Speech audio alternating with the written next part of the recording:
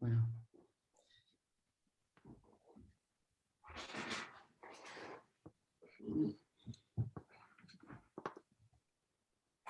Hello, everybody. So hopefully you can all hear me.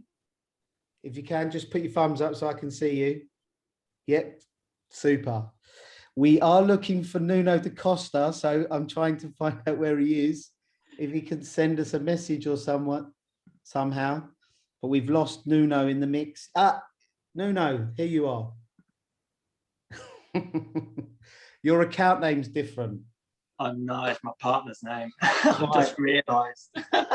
And I said, is it Jesus or Jesus? Yeah, Jesus is in the room. Yep. Jesus is in the house. So we found Nuno Da Costa. Thank you. So, okay. So welcome everybody to, it's number 4 of our Fida talks. I guess a really good topic. We've managed to get a lot of people on this evening. It's going to be full schedule, full ahead. I guess no time wasted. So what we'll do is we'll just go through some slides and have a look at the work of the different artists. They're going to explain how they, so I posed some questions to them. So I'll just screen share with you for now.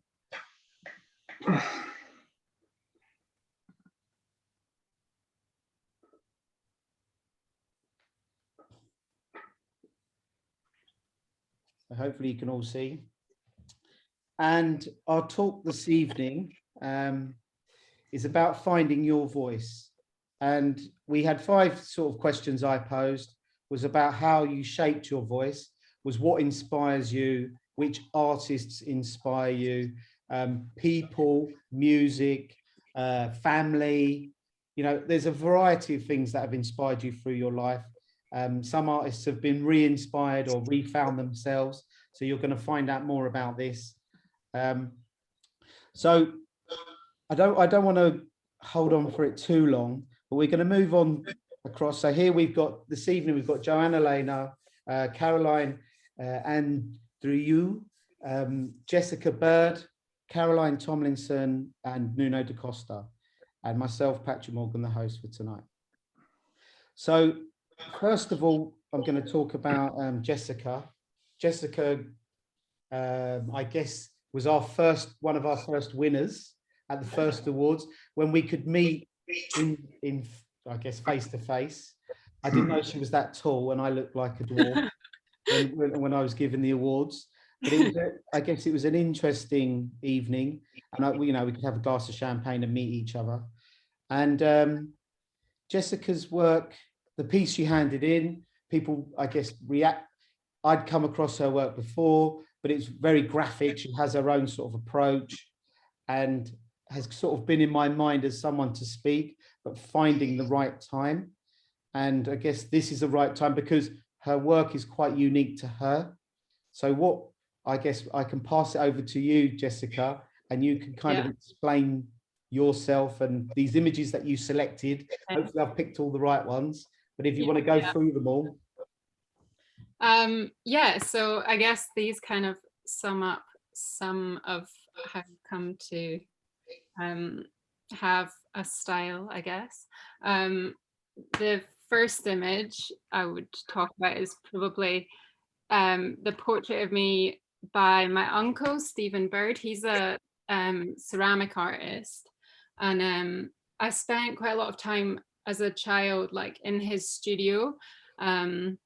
He is based in Australia now, but he used to have a studio in Dundee at the Wasp Studios, and I would go there sometimes and help him just like, I don't know, remember that take your child to work day type thing? Would go there instead of to my dad's like power station situation. So went there instead. And I just think that for me cemented like the kind of environment that I saw myself in. I just find it so exciting, and like all these different creative people in the same space. And I think that definitely kind of set me on a path. And like my mom as well, from a young age, she encouraged me to be creative, like with Play-Doh and just painting. Yeah, so I guess I was kind of encouraged from quite young.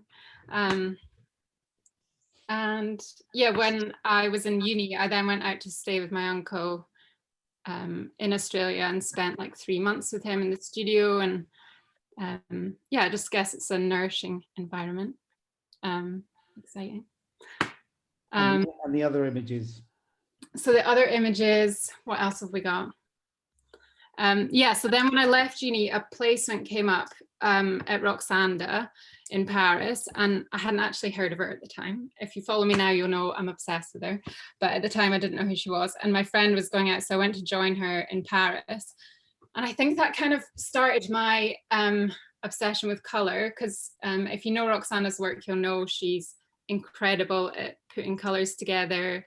And yeah, her collections are like so inspiring in that way. So yeah, for me, I think that kind of opened my eyes to yeah, just color placement. And yeah, also that opened up backstage for me, like later down the line. Like I had interned there in like sales or something, and then was able to go backstage with her when I actually became an illustrator. So, and quite a lot of my work, instead of being from the catwalk images, is from backstage images instead. The more candid poses, I guess, I find more interesting to draw.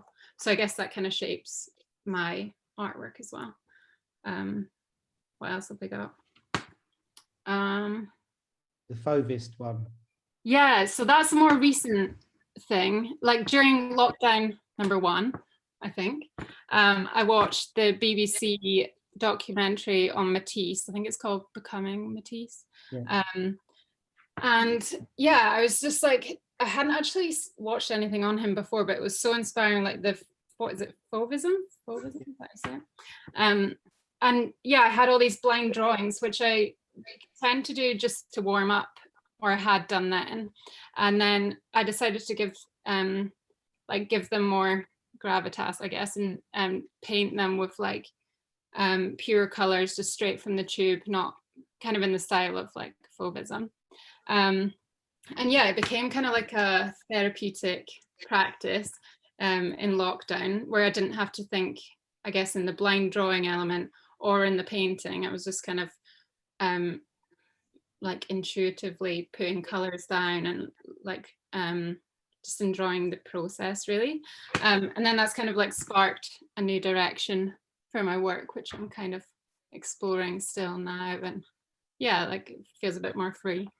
And have you ever tried, I guess, doing the opposite of where you do the line drawing, where Matisse might paint the negative spaces first, and then it builds the line drawing instead? So, you know, usually you might have a blind drawing that you're doing the line, and then you're blocking in the spaces.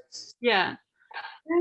I guess not really. I guess maybe at uni or like in life drawing, perhaps, but like line to me is so important. I always start with the charcoal line and then kind of work on top of that.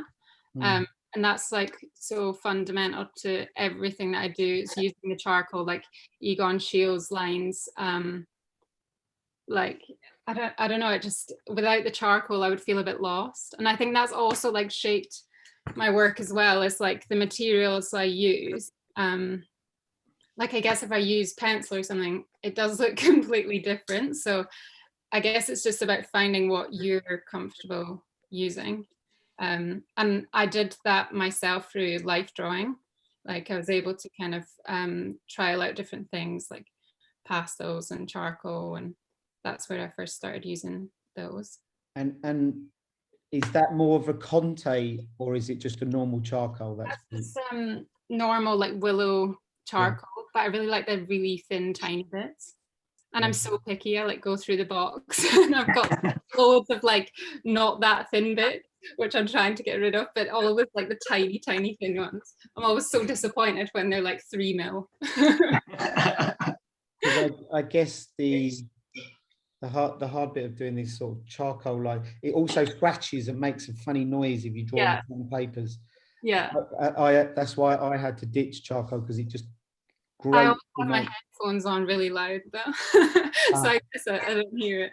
But yeah, I just like the way like charcoal, I work really fast. It kind of allows you to like move across the page quite quickly, and like with the willow charcoal, like with the varying pressure, you get like a different quality of line, which I find hard to get with other materials that I've tried.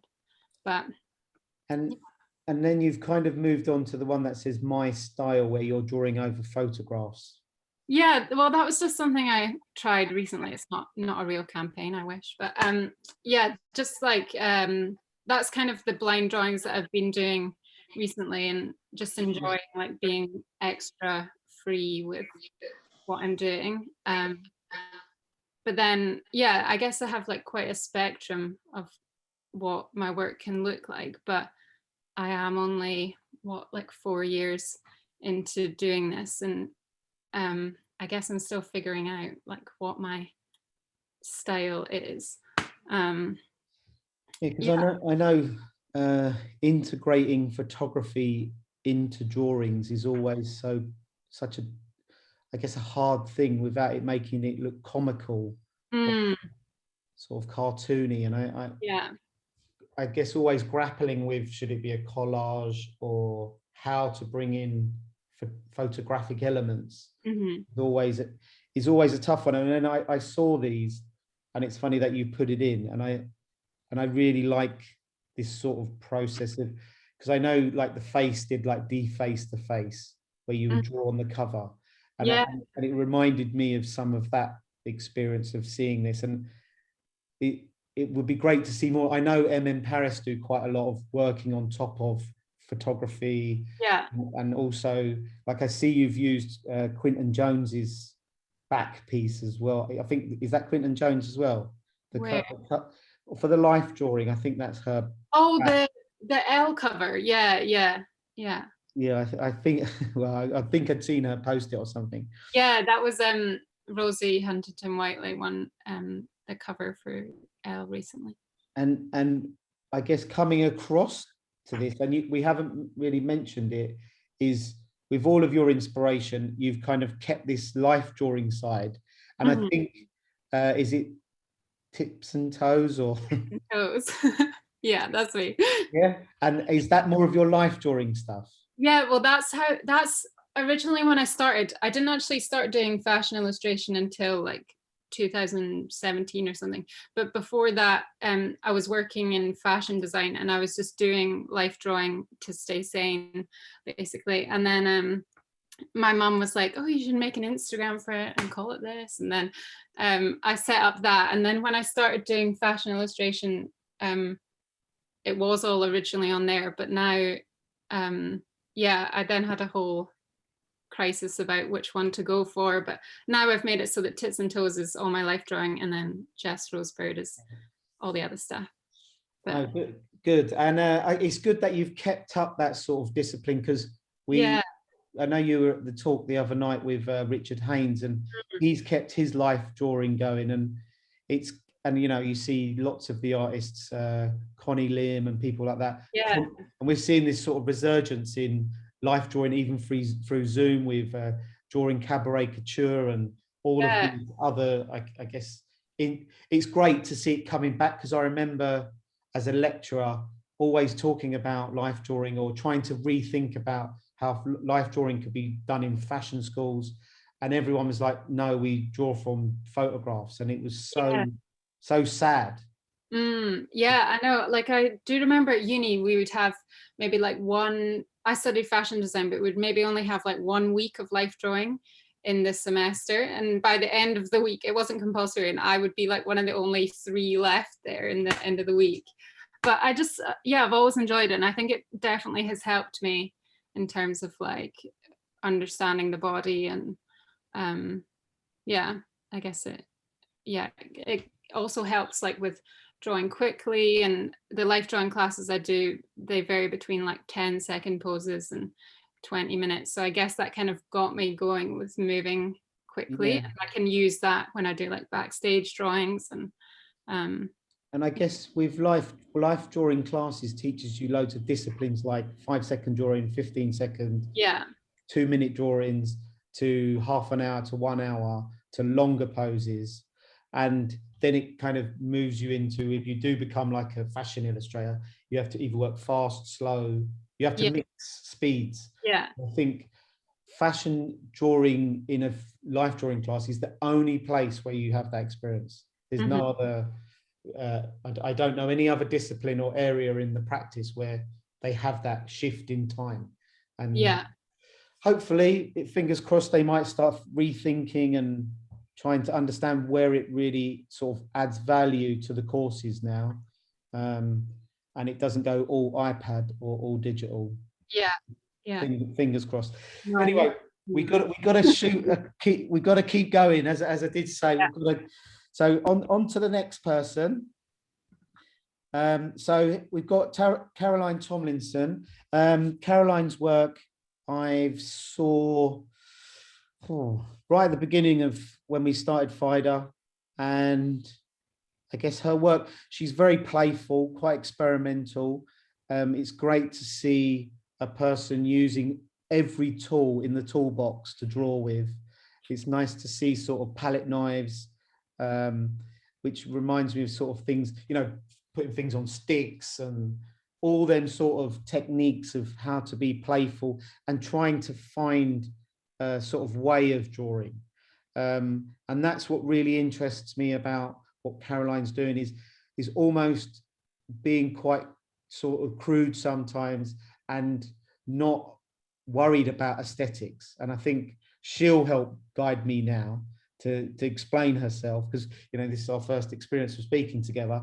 And then, so what I'd like, Caroline, is if you want to speak about your inspiration pieces and then work towards you, would be nice. Okay. So I was actually a collage illustrator for years and years and years and years and years. And then I left London, I'm going to guess around 6-7 years ago. And I started painting after I left London. And it meant all my references changed. So the people that I'm showing here, like Rene and Quinton Jones and Hockney and Warhol, are relatively new. And I think it's been quite interesting for me, because I definitely went through an uncomfortable period of not knowing what I was doing, and then sort of getting into my groove. And I think one thing I've learned is the goalposts keep moving and shifting. And I think the people that I've put down have been my sort of constants for very different reasons. So going from the top, we've got Rene, who's obviously, I mean, where to begin, right? It's just perfection, and it's anything but simple, because there's so much craft and time and love, but just perfection in using ink and line and sort of a very evocative sense of fashion without, like for this example, not actually showing fashion in terms of clothing, you know. And then Quinton Jones, I think she's magnificent. I mean, my girl crush for this woman is enormous. She is not only, she started as an illustrator, and now she just does film and photography, and she's just so on the ball at what's new and experimenting. And I constantly look at her Instagram, for example, or her work, and just think, what's she doing? How can I do a version of that? I'm in no way the same category as this woman, but she's really one to keep an eye on. But again, not considered a fashion illustrator, however, has created a huge amount of work for fashion brands. So I find her approach to technology and all things new beyond inspiring. And then Warhol, nice big fat cat there, just because he started as an illustrator. I think not everyone knows that. And, you know, his journey and his finding the voice is extraordinary. And I love him for his illustrations, but also I'm a big printer. I love silkscreen printing. And obviously he is the guy we all think of when we think of silkscreen printing. So Andy Warhol is forever a big, you know, person in my inspo books.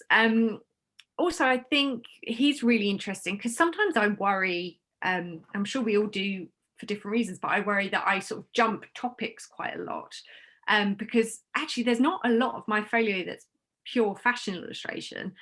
And whenever I have a freak out, which is frequently, I look at Warhol, because he had everything from fat cats to shoes to anything else. And I think, okay, you can keep your universe, whatever that looks like, as broad as you want it to be, or as narrow as you want it to be. There's no right or wrong. It sort of helps keep me not only inspired, but confident of what I'm doing, I suppose, at times when you sort of falter. And then Hockney, painting his swimming pool. I have this obsession, I think it started when I left London, with palm trees, and I've yet to find anyone who can do a palm tree like Hockney and capture, I mean, he can do anything on an iPad to a canvas and capture these amazing environments from LA to Northern England in the most expressive and evocative way. And I think he's amazing. He can do everything from pencil to iPad to painting, and paint swimming pools. So for me, Hockney is the guy, you know. Yep. So that's my inspiration. Did that all make sense? Yes. I'm a huge Hockney fan, people probably know, and Quinton I've spoken to a few times. Obviously, most Warhol lovers, and seeing Warhol's journey, and I love Warhol's newspaper work, that he did lots of stuff with newspapers and sort of catching. Mm-hmm. And Rene, obviously, for his very graphic image making, and it's interesting if you look at someone like Rene, where his work, his other work, like we see a lot of his work for Dior, where if you see his other work that he worked, because sometimes as an illustrator, people always assume that you're going to be working for Dior and life is glamorous and stuff like that. Where if you do a little bit of homework into him, you'll see that he worked for mundane brands as well. So life isn't always glamorous, and he probably had horrible briefs that you have to do and make horrible people look beautiful, or whatever it is, work drawings of bankers, or whatever job commissions you get to pay them bills. And I guess moving on to your work, which is what we're mostly interested in. Okay, so my palm trees is an ongoing project of capturing environments. This is from my time, I lived in Cape Town for quite a long while. So my palm trees is when I started painting and allowing myself to be quite expressive in my mark making. So for me, it was quite a fundamental shift from cutting things out and a lot of Photoshop to just slapping ink about.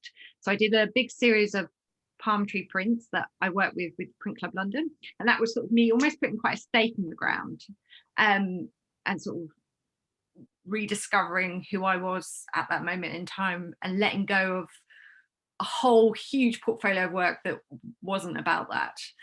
And then from that, and you can actually see it a little bit in this, so the yellow fashion aesthetic of the girl looking kind of verging on pissed off, actually. She was the first fashion illustration I'd ever created. So it's quite, I've sort of put these two in because they're quite early in my journey. And you'll probably be able to see, I'm guessing, I don't know, I always find it quite hard to judge my own work, my own sort of shifts and changes. But this girl, when I sort of did her, it was unrecognizable to anything I'd created before. And you can sort of see on the sort of furthest away side of her face, it's quite smudgy, and that's because there's actually photocopies and collage. And I was sort of still holding on to this collage because it was all I knew. So I was sort of blending the two and trying to work out how I could use photography and these inky marks. So it was kind of my first, and I remember sending it to my London agent, and she was like, what? And I was like, I know, I don't know. I just feel that I want to go more this way, and I want to start painting people. Because again, I never painted people. You wouldn't even recognize the stuff I used to do. So it was, these two pieces are pretty key at the start of this journey within sort of fashion inspired illustration. And what I see, because I know Jess and I guess everybody here has dabbled in a bit of printmaking, screen printing. I know all of you have sort of played with it, and I did printmaking at university as well. And you can see through the work that you have here, this sort of graphics, and it's this graphic image making. that shows printmaking, and I can see it there and appreciate it. And I think that's the bit that is hard to, unless, because we were talking about people going to university or self-taught artists, and what the beautiful thing about going to university is purely facilities. Is you've got printmaking machines and all of these machines, and you're like, wow, how can I use every machine in the whole of the university? And I guess that's all I did. I went from ceramics to printmaking to everything to just try it. And it's great, you know, and Print Club London and places like that, where they're sort of fostering this sort of ability to keep your printmaking skills going, and which is great. And I couldn't even see the collage in that, which is quite cool. And I know Quinton Jones uses a lot of collage mixed with ink drawings as well. So you can kind of see where you've kind of maybe been inspired by her. But I really like that it doesn't feel like a pastiche of her, which is good. Yeah, like I think link you. I was very aware of not, because I adore all her stuff, even her type. And I was like, don't be that person. Don't try and be a budget Quinton Jones, you know. Yeah. But Good. yeah. Good, right. Brilliant. Thank you, Caroline. So next is Joanna Layla. Hopefully I can unmute her. And so Joanna, I first met Joanna at the Fida Awards, where I was heavily stressed out, and I quickly walked past her, and then she had said, oh, well, I'd kind of, hello, and I've still got her postcard in my jacket, which I last wore when we went out. So it's quite funny to see.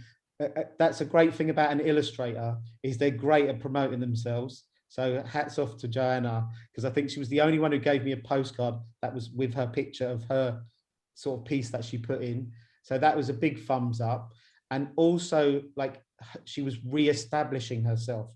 So, and that was the big quick conversation in our 30 seconds chat of just kind of just breezing past and having a few seconds to not be so stressed. So Joanna's work, I'm going to let her speak about it, but I've seen her sort of from the first meeting to where she is now is really pushing herself.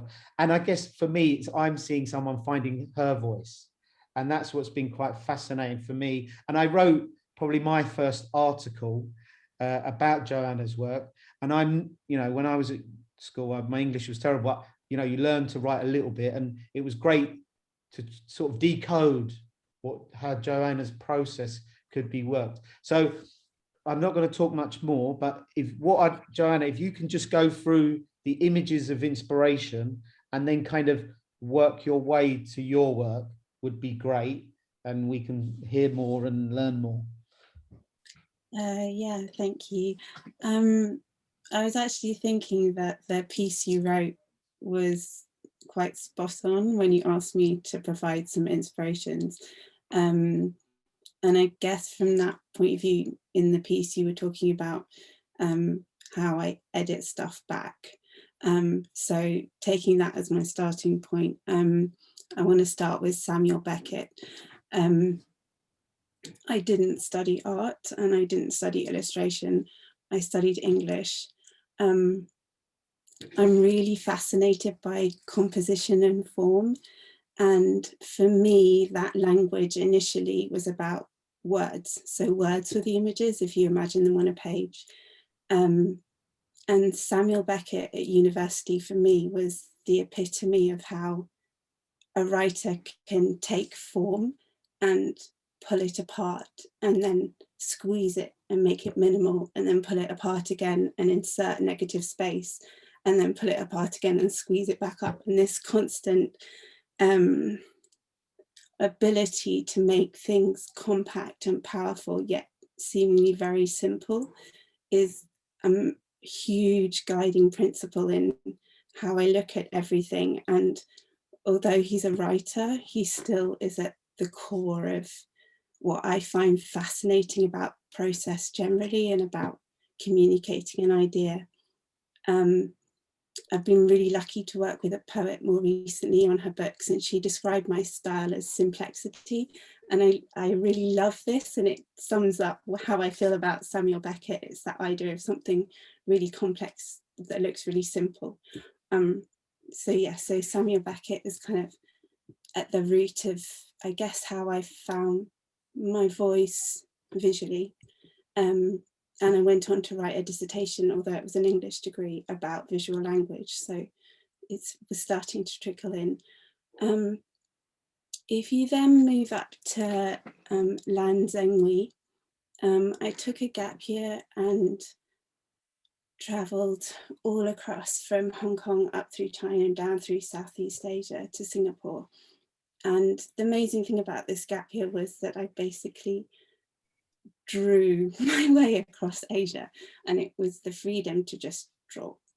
I have hundreds of sketchbooks. The only thing I brought back with me was sketchbooks and paintbrushes. And I guess Lan Zhenghui is like the epitome of what I discovered when I was traveling, which was that it's okay to make artwork. In fact, it's powerful and beautiful to make artwork that starts with a gesture and a big brush and is monochrome.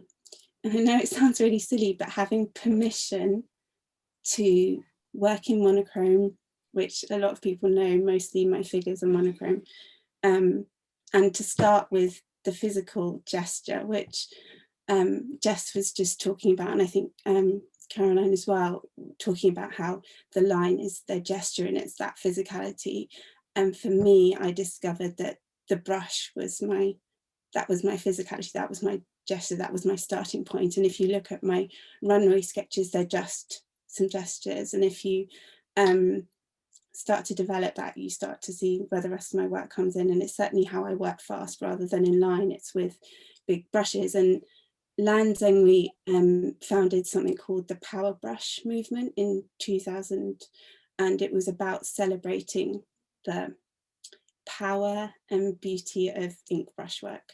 And it's a huge movement in China. And he makes these incredible, huge canvases, but they're just, they're just the most incredible abstract gestural pieces, full of emotion.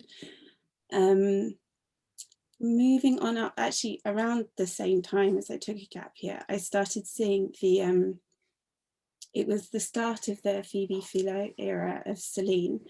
And I'm sure hundreds of, well, everyone watching this, I'm sure who knows Philo's era at Celine, you had that moment of just seeing the campaigns, the layouts, the spreads, the silhouettes, and just wanting to eat, wanting to eat them. They were so beautiful. It was like seeing everything you could visualize in your head and you wanted to wear, but somehow she had the magic to translate it into advertising campaigns and runway looks. And that whole 10-year of Philo at the helm was just extraordinary. And for me, I think everyone has this, you have kind of a touchstone you go back to. And I don't really like working from photos and I don't like copying from photos. But even now, I'll create something, for example, like some of the pieces for Willu that I created, I'll look at a silhouette and I'll realize that although it's not taken from a photo, there's something in there that is still echoing something I saw from a Philo silhouette. So yeah, so this is hugely, hugely inspirational. I think even just looking at those images, that campaign, which I think is from 2018, right at the end of her tenure, just the colors, the legs, the silhouettes, the shape, the negative space. I just, yeah, as I say, I could eat it. I just really, really love it. So yeah, so Selina's kind of a touchstone I'll come back to sometimes when you just need to see something you adore. And then Louise Bourgeois. She is my she's my studio buddy. Nothing to do with her particular style. When I first started thinking, hang on a minute, I'm not sure that the language I'm looking for is I don't think it's text, I think it's visual. And I was constantly thinking about this, and it was beginning to sort of really play on my mind a lot. And I went into the Tate bookshop, and I had never heard of Louise Bourgeois. I didn't study art. And I found a book of her work, and it just blew my mind. And it was like entering her world. And then I went on to see her retrospective at the Tate and everything else. But she was the first artist I discovered, and she was mine because I hadn't learned about her from someone else. I'd found her, and the way in which she creates a universe and an aesthetic, combining, you know, the hyper masculine with the hyper feminine, and you just enter her world, whether it's a tiny drawing in pink or a huge, you know, spider, you know it's hers. And that bravery and conviction to just say, I'm doing this and I'm doing it my way, I absolutely adore. And also to say she studied maths before she even thought about studying art. So she had also made this huge leap to just say, actually, you know what, I'm going to do it my way. And yeah, she's my pinup, she's my studio pinup. And yeah, she comes with me wherever my studios are. She's my constant. So yes, that's kind of I guess the pieces that factor in to help me find a voice.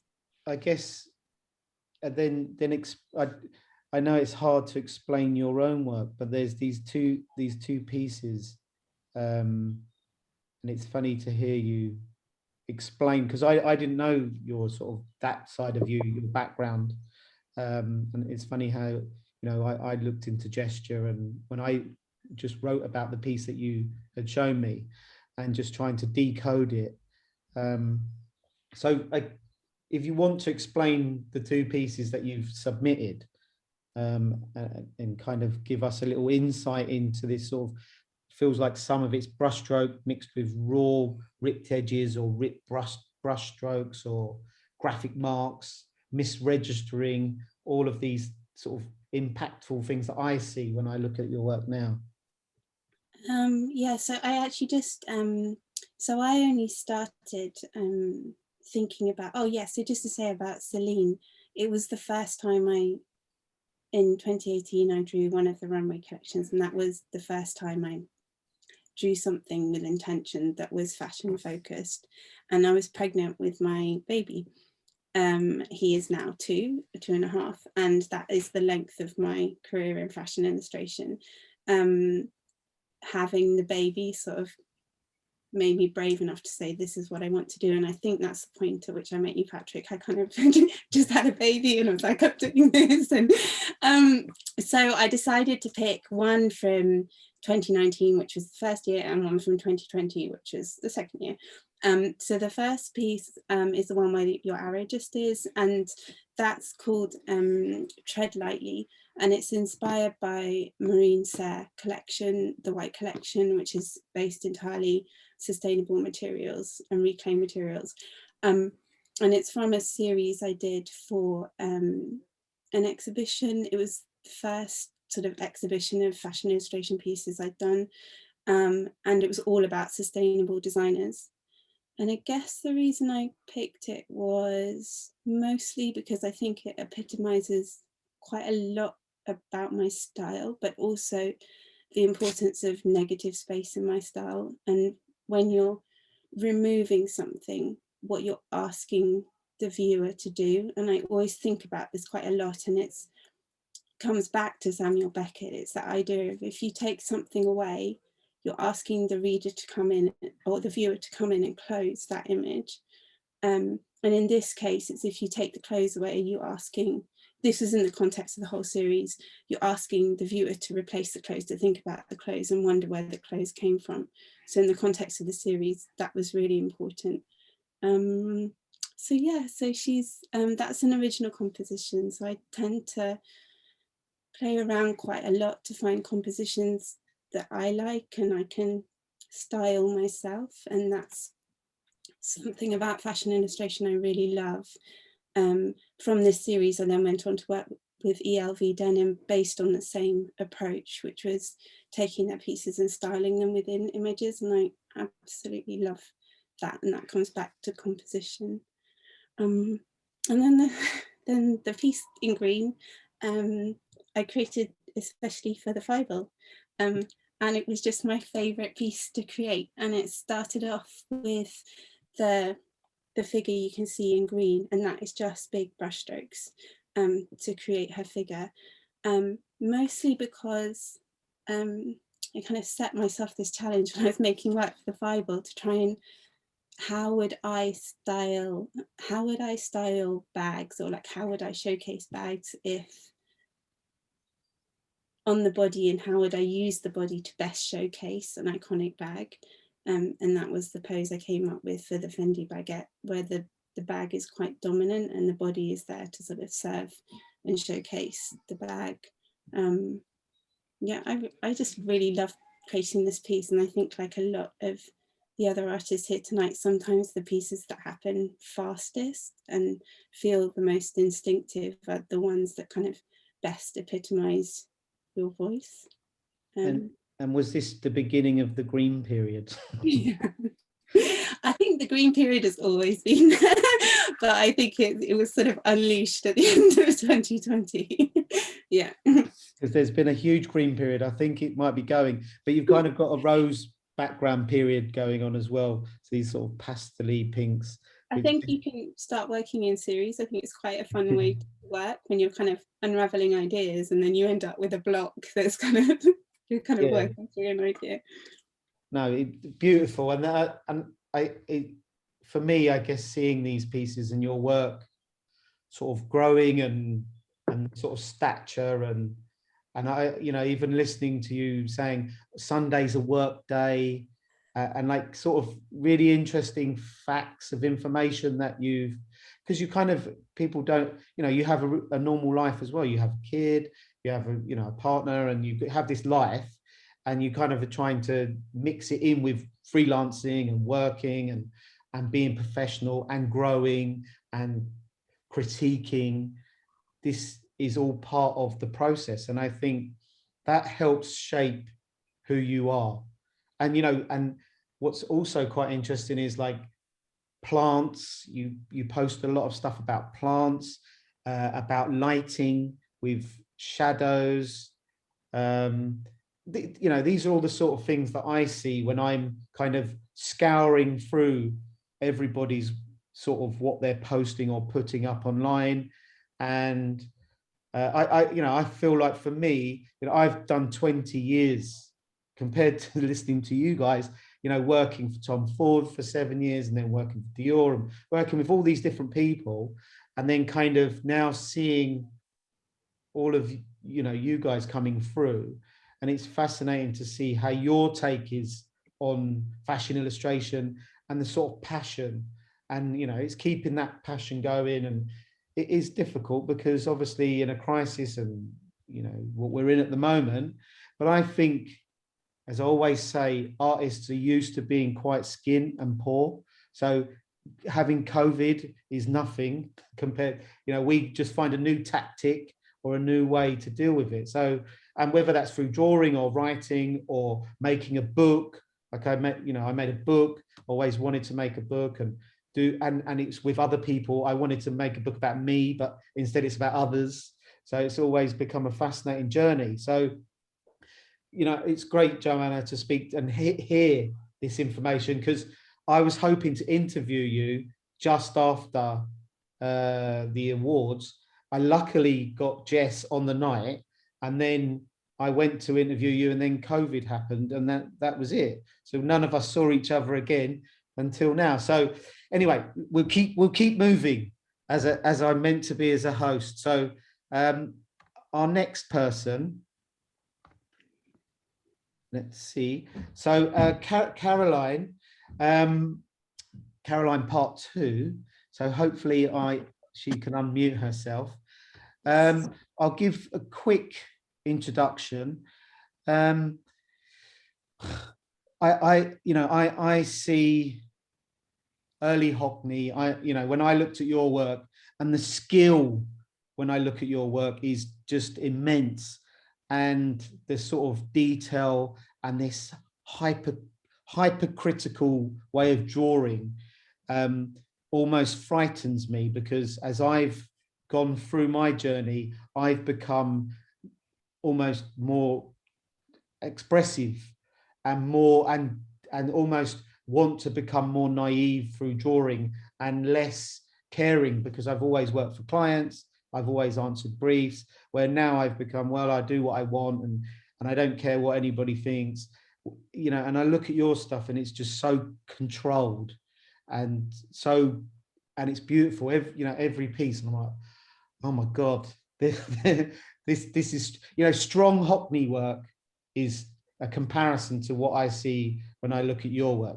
So, you know, this is great news. And what I'd love to see is when you talk about, and it's great to see your inspirers, who's inspired you.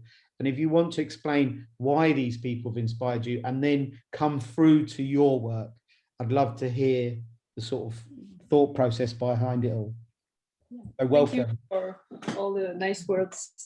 Well, I can start with Hockney because it's like an evidence. It's I've loved his work for as long as I can remember, and what I like about him is that he does really different things. He does photography, drawings, paintings, and what inspired is that he is experimenting techniques. He also does lots of live drawings, and he did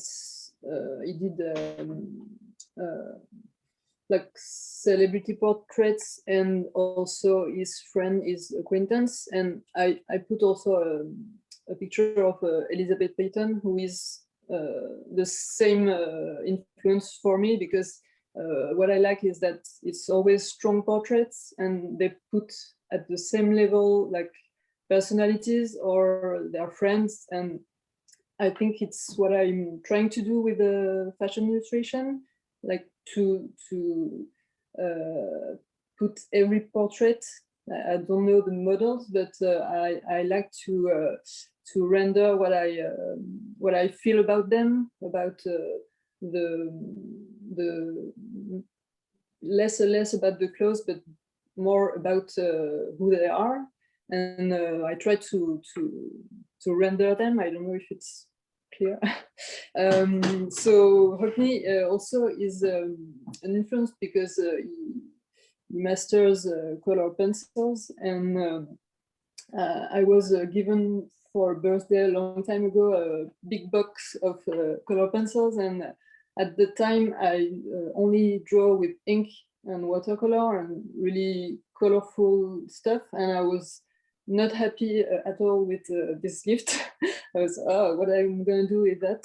And because also I had this child memory of bad color pencil, but everything breaks and like it's not good quality.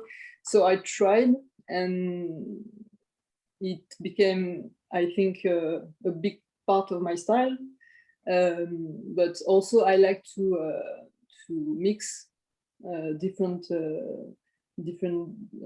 technique. I think it's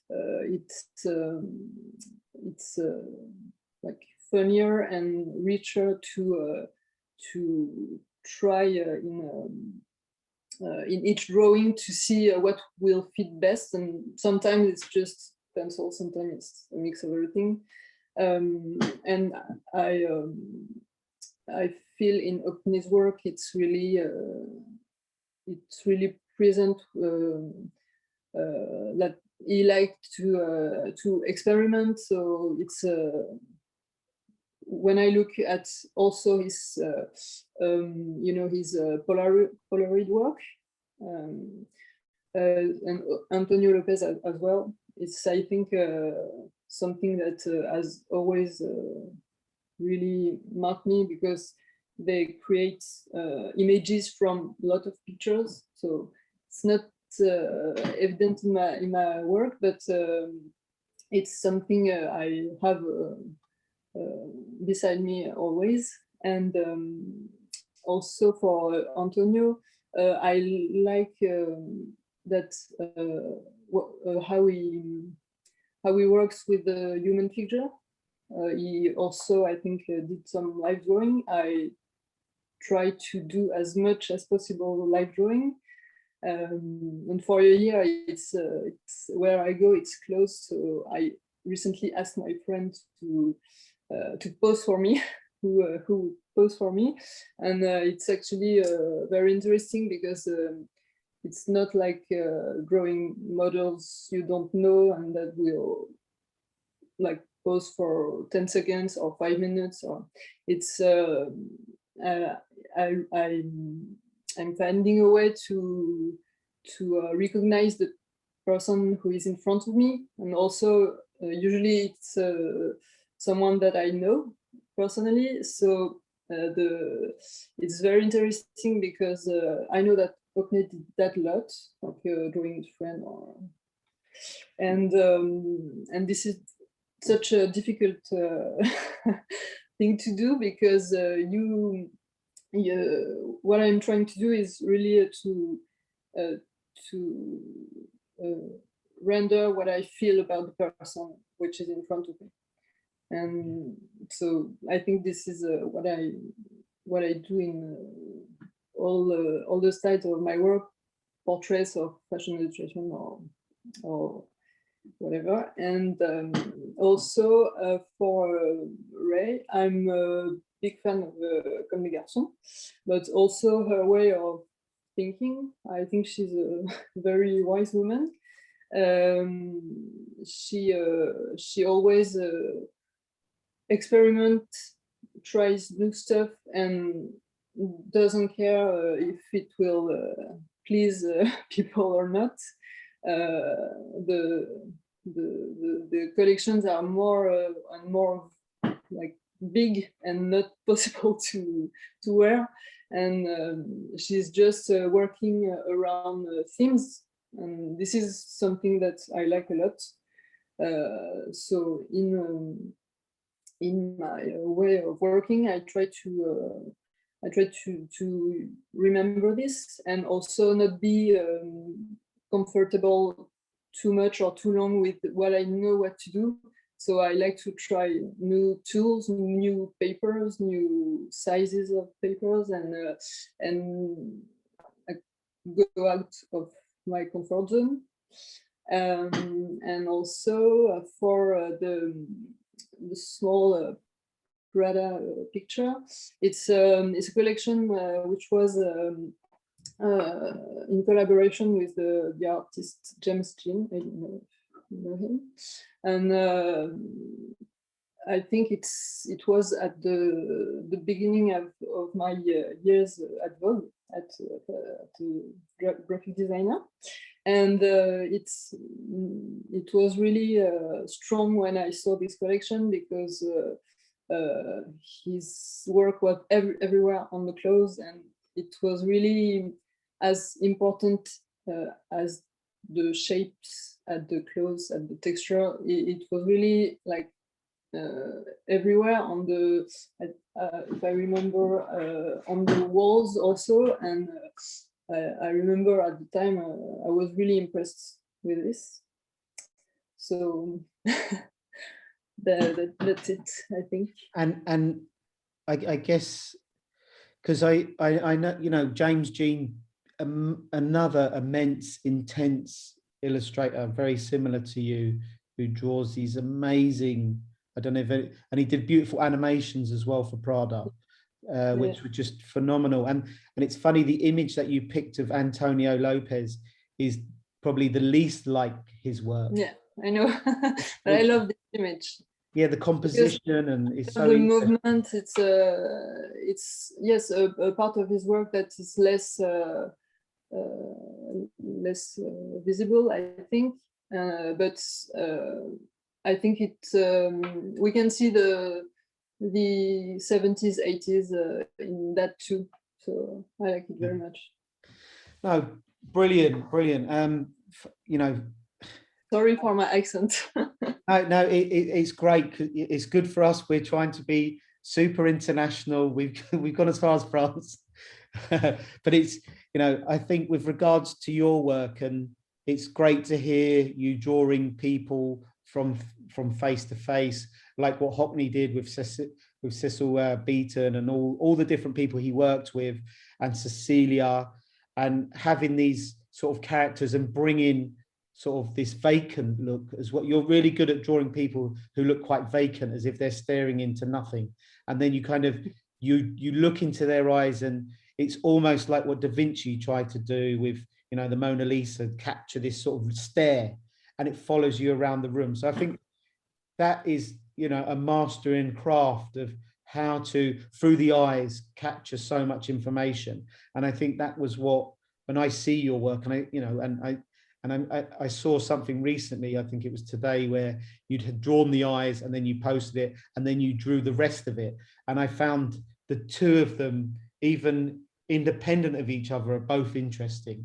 Yeah, I almost not finished it because I was thinking it was interesting to have, like, yes, she was wearing a mask, but yeah, no, it was lovely, and I almost could feel the tension when I saw it, and I thought, did she chicken out and finish it, or did she's not too sure? And I guess it's the nice thing about Instagram, there's this sort of documentary of what you've done. So I think that's quite nice when you post something like that. And I could feel the tension of the pieces. And it's funny for just someone like me looking at your work on Instagram, and how I felt just observing as like a voyeur looking at your work. So that was fascinating to look at that today. So it was quite nice to see. But brilliant. Thank you, Caroline. And I guess we'll move on to last but not least, Nuno. I'm just going to ask to unmute you, Nuno, so you're going to have to join us.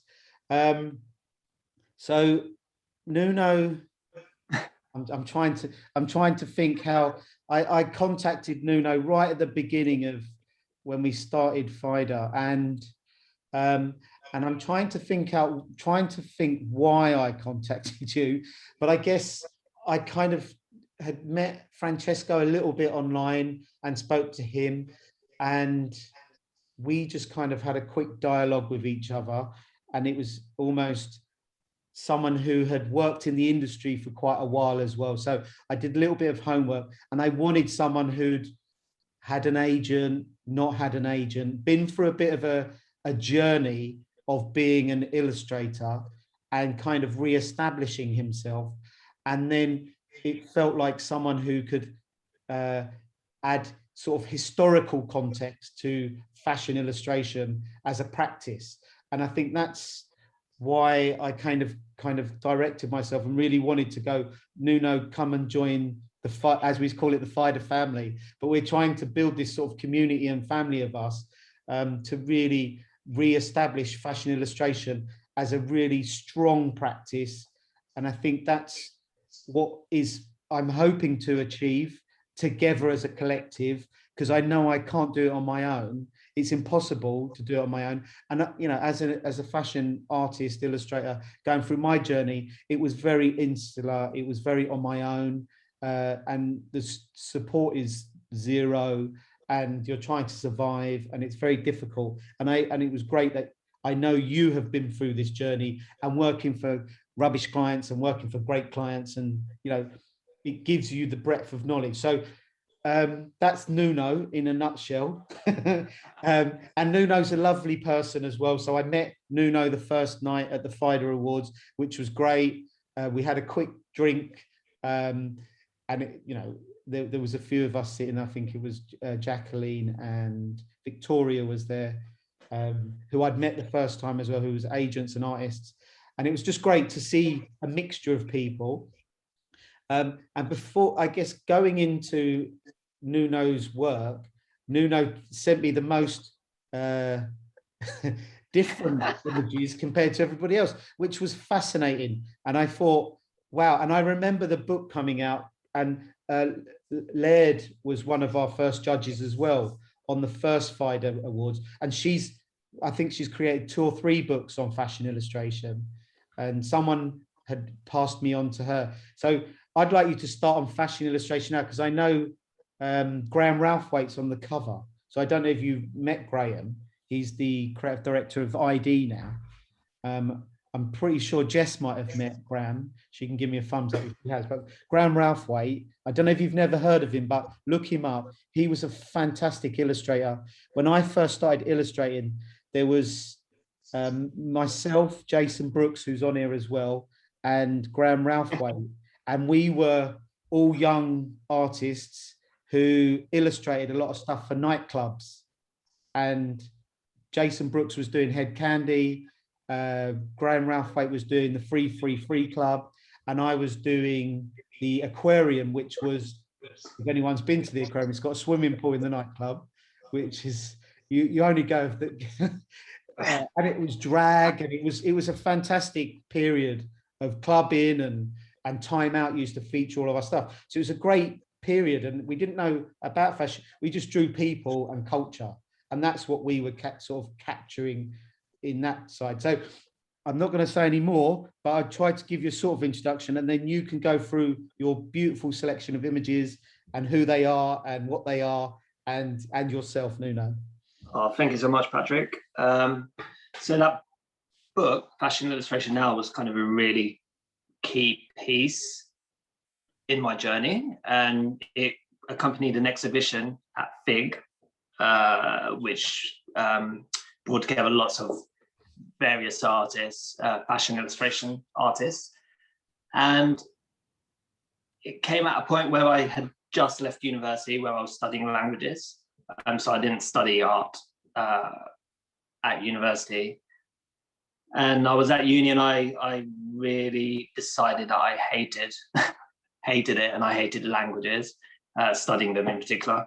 And that my passion was really art, and I'd always really been passionate about the female form and depicting women and fashion as well. But somehow in my brain, I never actually put the two things together and realized that fashion illustration as a career actually existed. And a friend of mine took me to that exhibition, and I bought the book, and it kind of set me off on this journey of it was kind of a little rabbit hole into the world of fashion illustration, and it was such a key part of my journey. And I credit that book and Laird with just where I am now. Basically, it was a first step, really. And yeah, I loved it. I was totally obsessed and absorbed by the book, and I would just like flick through it every day, and it was kind of yeah, it was just beautiful. It was really, really, really special. And did you go to the exhibition, Patrick, at all? Do you remember it? No, I can't remember. I was probably quite, I probably had a massive ego when I was, you know, you come out of university and you think you're the best. And I think if Graham Ralphwaite's work was in it, I wasn't going. Oh, we to be honest, we were all, there was myself, Jason Brooks, and they were probably a little bit older than me, because they were both studying at the RCA, and I was at Kingston, and I was still quite young, and I probably was seen as this little London guy who's a bit of is he an artist or is he a builder? What is he? And I guess people were not too sure who he was, and so they were like very arty. So when I tried to it was like the YBAs, and I was Tracy Emin, not inclusive. And it just wasn't my field of discussion. So I just was like, you do what you do. And I'm from near Tottenham, totally unlike that. They were living in Kensington and, you know, and in Brighton and places like that. And I was like, I didn't understand it. And I didn't, you know, and I saw the book come out, and I got featured in different books and other stuff. But this was you know, I've got the book.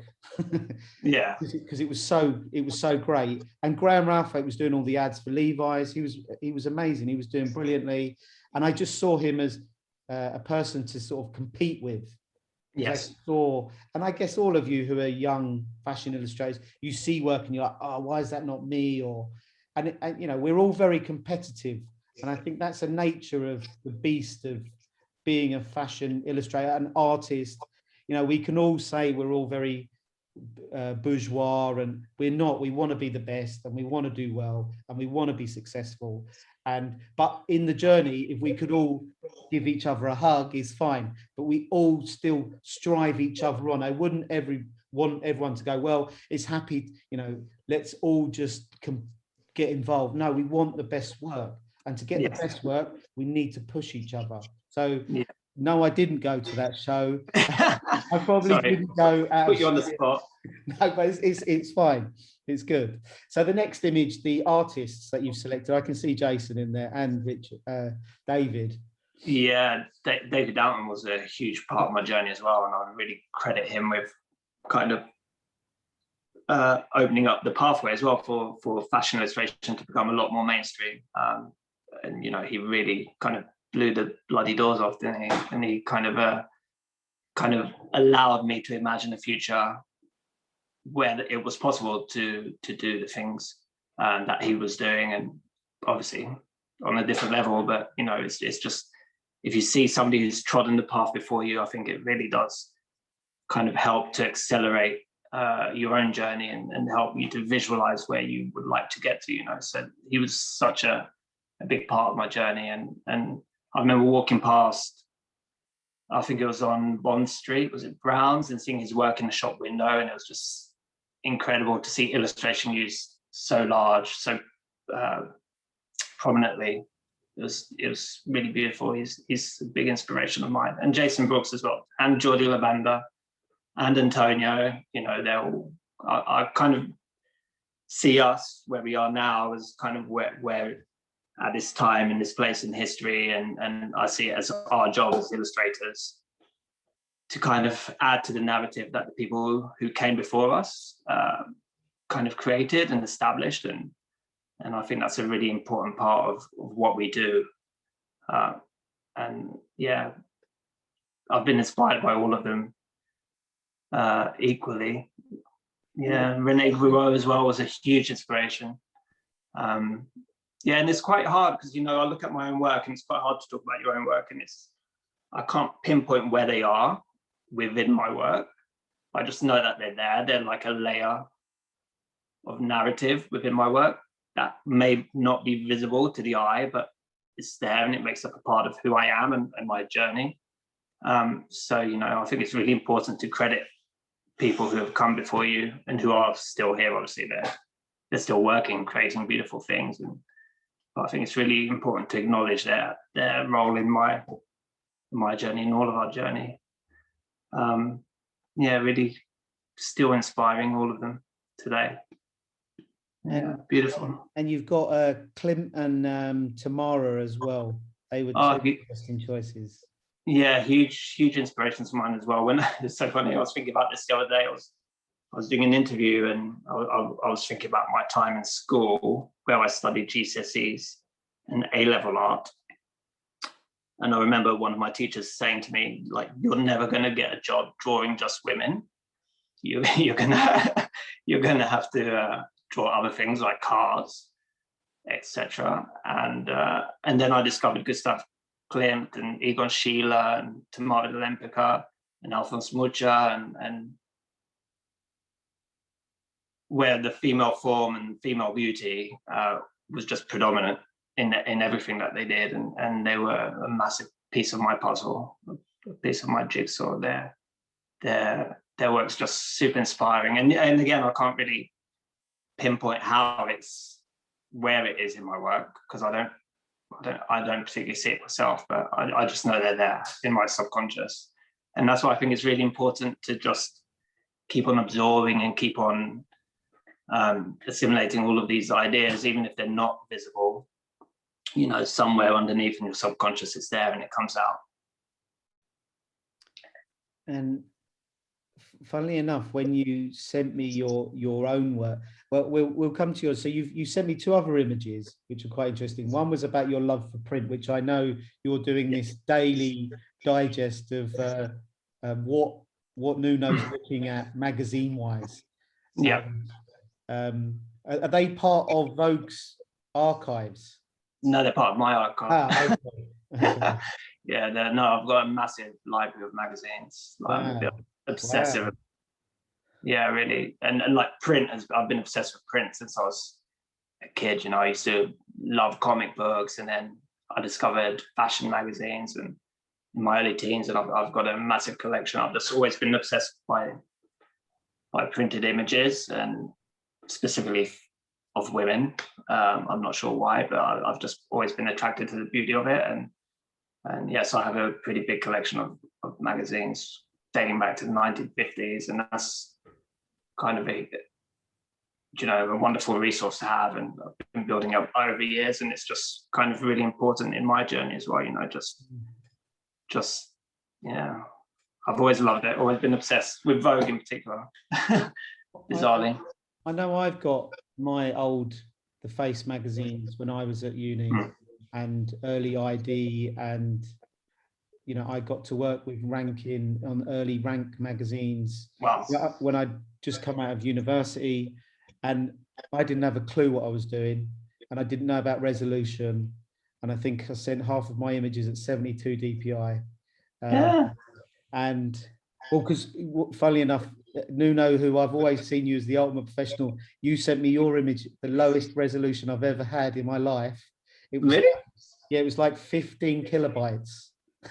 What? the image, your actual drawing. Did I?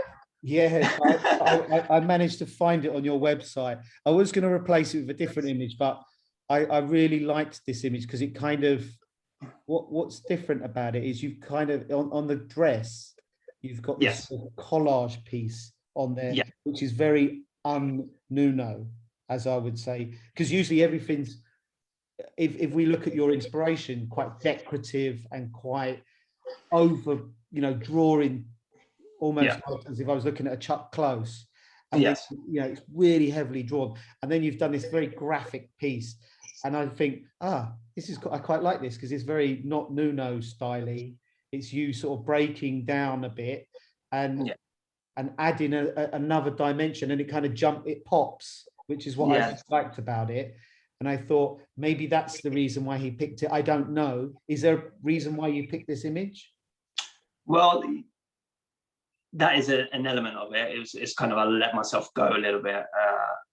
And as well, I'd kind of gone on this journey where I was kind of analyzing my work, and for some time before the whole Black Lives Matter movement. And I realized, I started asking myself why it wasn't I actually didn't draw black girls. And it was quite a weird, it's quite a weird conversation to have with yourself. And this was like, she was published in Vogue Portugal. And it came after I had that conversation with myself, and I'd kind of had to analyze why I just hadn't done that before, I think. And it was kind of very difficult conversation to have with yourself. You know, when you take one of the things I love about fashion illustration, fashion, is that it's impacted by the culture and by what's happening in the world around it. And I think that moment really, really made me analyze my own practices and my responsibilities and work. And so that was the piece that came from that. Yeah, and well, it's funny, with doing the awards and looking at all the work that's been entered, you know, the work has been so wide and diverse, and, you know, it just interesting to look at. And I've seen so many people grapple, like Dina Cooper, who won in the first year. If you followed her journey, like the money she won for the awards, she donated to Black Lives Matter and supported artists to help their own creative practices. So, you know, for me to hear things like that is amazing. How our sort of competition has helped in that, and it, you know, it wasn't planned for that. And even you know, we did something with mental health, and everybody here, I think most of you have donated some pieces in, so that, you know, contributing to the world of today is a big part of what sort of art does as well. And I think that's what's been quite amazing with us having these conversations and people getting involved. And it's nice to hear you fighting with yourself and asking questions. And I think that's where, I guess, fashion illustration and fashion art and drawing, because you're always commissioned, you draw what you're told to draw. Yes, you're kind of that's part of it. dictated to. So you don't really always find the time to do your own puzzle solving, where Yes. I guess a lot of us do our own work and have our own battles. And it's great, you know, like even Jess was saying, where she's looking at fauvism and adding multicolors in. And I think that's quite a fascinating way of, I remember doing that, and I'd always get feedback from the clients.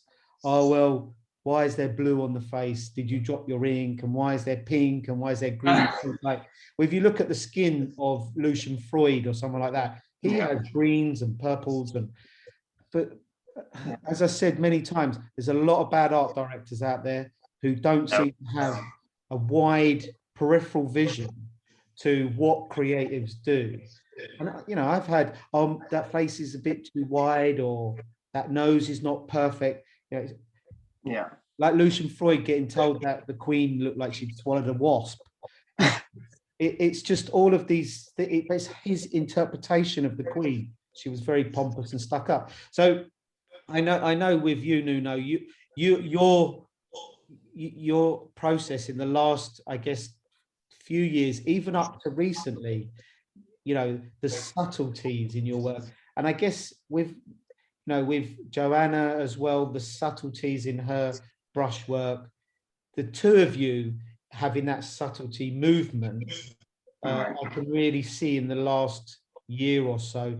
And you must be noticing, because, you know, if you look at your website and the progression of where you were, like I looked back at your old work and it looked, I don't know if it's the right way of explaining it, but I thought it looked more caricature-y before, many years ago. And now you've kind of honed it back to reality, but refined your style.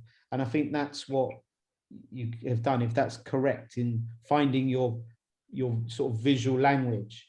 Is that right, or am I wrong? Or yeah, definitely. It's kind of one of the worst things people could have told me years ago was that my work was cartoony, and it was something that I really hated that in my own work. And so I kind of worked really hard and went totally the other way.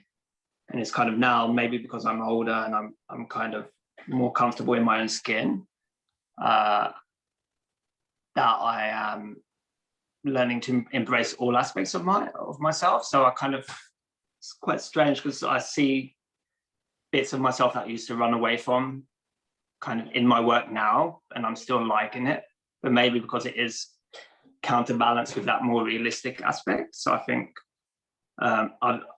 they definitely are not as Disney as they used to be. Yeah.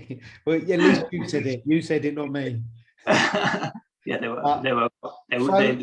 Frozen free. You can do Frozen free, and we'll have old Nuno.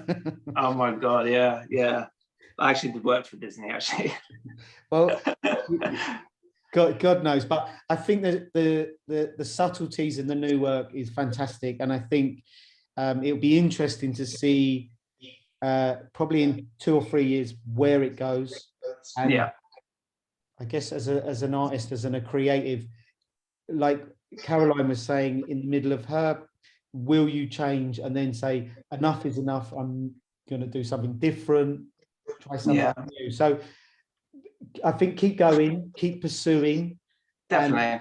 And I think where you're going is more about content and themes and topics, a bit like Comme des Garçons.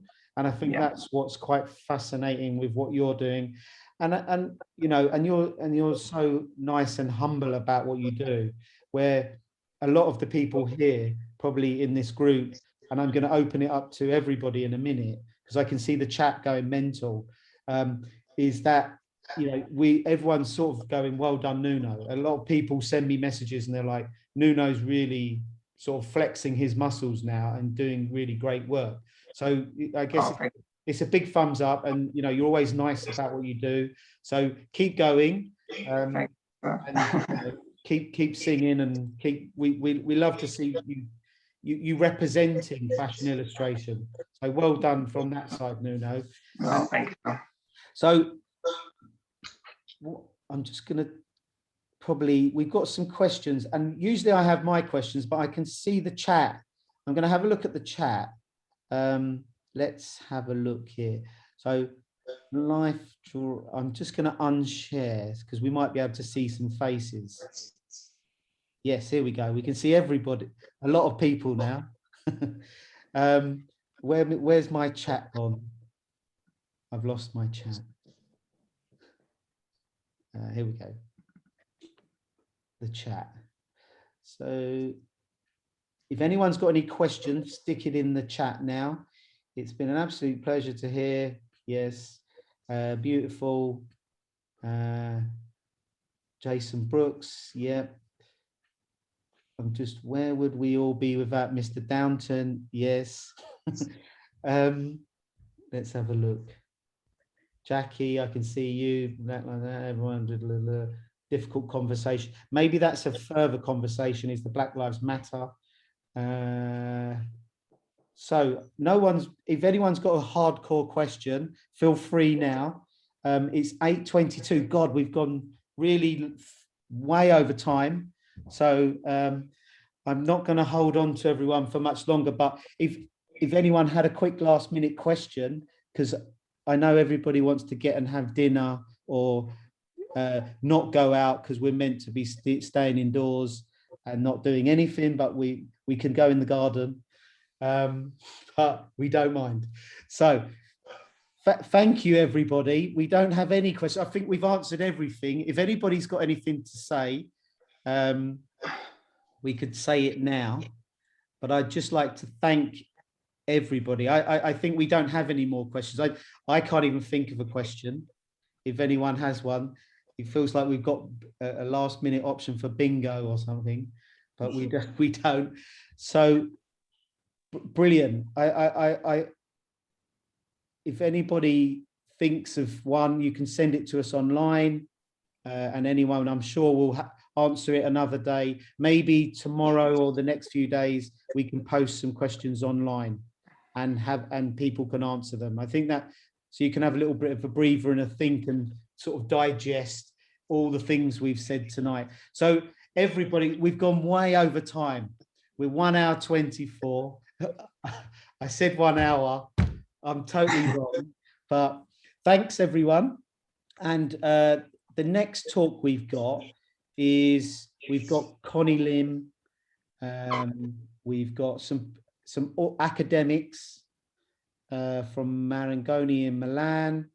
Who else have we got? We've got Max from Russia talking about, so the next talk's about the figure, fashion and the figure.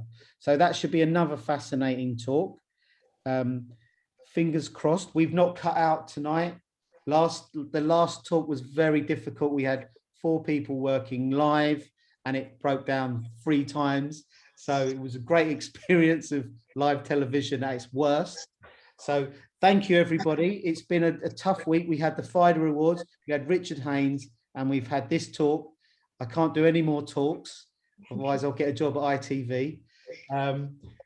X Factor next. So thank you, everyone, and have a good evening, and I'll speak to you soon. Good night, everyone. Bye-bye. Thank you.